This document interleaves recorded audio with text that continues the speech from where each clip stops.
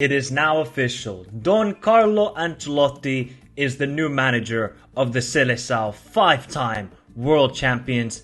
How is this going to work? Is it the right manager? And how is this going to implicate the future of the Brazilian national team? Let me know your thoughts in the comments down below of Carlo Ancelotti being hired as the Brazil national team manager. Hit the like button, subscribe to the channel if you're new around here, and let's get into the video. It is now official. Carlo Ancelotti will become new Brazilian national team manager starting from June 2024, and we'll get into who the manager will be in the meantime as the interim. And the Brazilian Federation President Ednaldo just confirmed that Ancelotti will be the new manager of Brazil starting from the Copa America 2024, and Carlo will respect his contract at Real Madrid.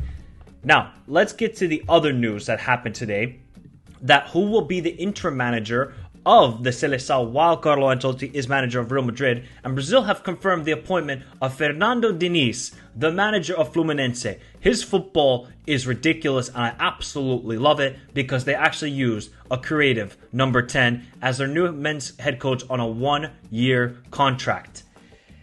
This is going to be fascinating. Now, how do the players react?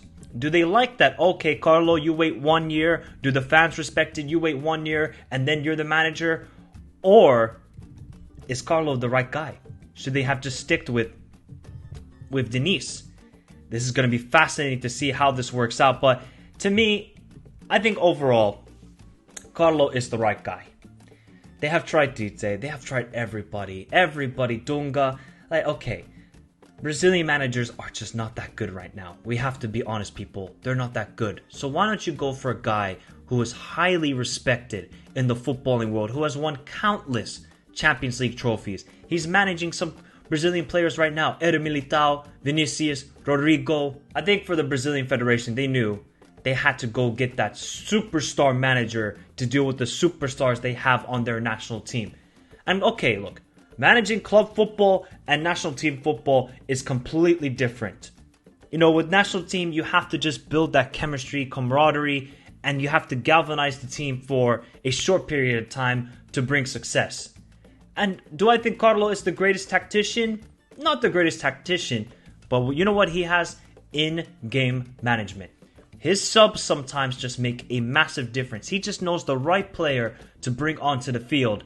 And there's going to be great communication between him and Diniz, who's going to be the interim. By the way, Diniz ball is insanity. It's insanity, people. Just go watch some videos of how Fluminense play. It's going to be great to watch if you're a Brazilian fan, but I think this is the correct decision. And Carlo is going to have pressure. They're going to have to come back and win the Copa America, and they better perform better than what they did in the World Cup. I said this yesterday when we were doing the all-time Brazil draft. Remember to go check out that stream, people, that I did with G. Brazil went 24 years, from 1970 to 1994. Where did they win the World Cup? In the USA. The last time Brazil won the World Cup was in 2002. 24 years on, the World Cup in 2026, where is it being played? In the USA. You see the dominoes? You see how the connections are happening? And of course, you know, Brazil have talent. They got players. Neymar. I don't need to go down the list, but it just seems like when it gets to the pressure moments, they kind of falter nowadays. There isn't that aura or that sort of fear factor when you're going up against this badge. This badge used to bring fear to any opponents. Now, okay, cool. You're destroying South Korea. You're playing well against Serbia. But when it comes to the crunch moments, they keep on collapsing. Belgium, Croatia, Netherlands, Argentina at home in the Copa America final, they have not performed well. And Carlo Ancelotti has been in so many big moments in club football that he will understand the gravity of the situation at hand. And I think he has a great connection with some of the players, and I think the players are going to respect him highly, and he's just going to allow them to do what they want to do. There's not going to be these sort of tactics there and these sort of tactics there. We know Carlo, he's a very much a chill manager and he just reads the situation of the game. And I think the players will respect that and they need to now elevate their level. And Carlo, if he can somehow win the World Cup with Brazil, he might go down as one of the greatest managers of all time. He is already in that conversation, but winning a World Cup and the countless Champions League he's had, woo! Carlo, man, that is then the definition of Don Carlo. And I like this hire. And with Muniz as the interim, it's good. It's good.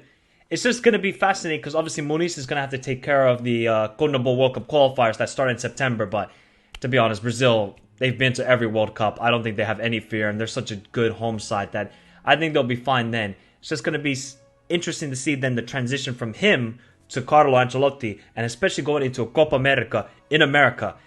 That's going to be fascinating to see. Especially with Argentina and the way they're playing. Brazil better turn up. They better turn up at that Copa America next summer. But let me know your thoughts in the comments down below, people. Will Carlo Ancelotti succeed with Brazil? And when I mean succeed, that's bringing a World Cup. There isn't, just make it to a semifinals, third place. No, you better win it. This is the most historic national team in the world. It's about winning the World Cup. And can Carlo Ancelotti do that? You guys let me know. Hit the like button, subscribe to the channel if you're new around here. Have a beautiful day, stay safe in this crazy world, and can the eyebrow man bring the World Cup? Adios.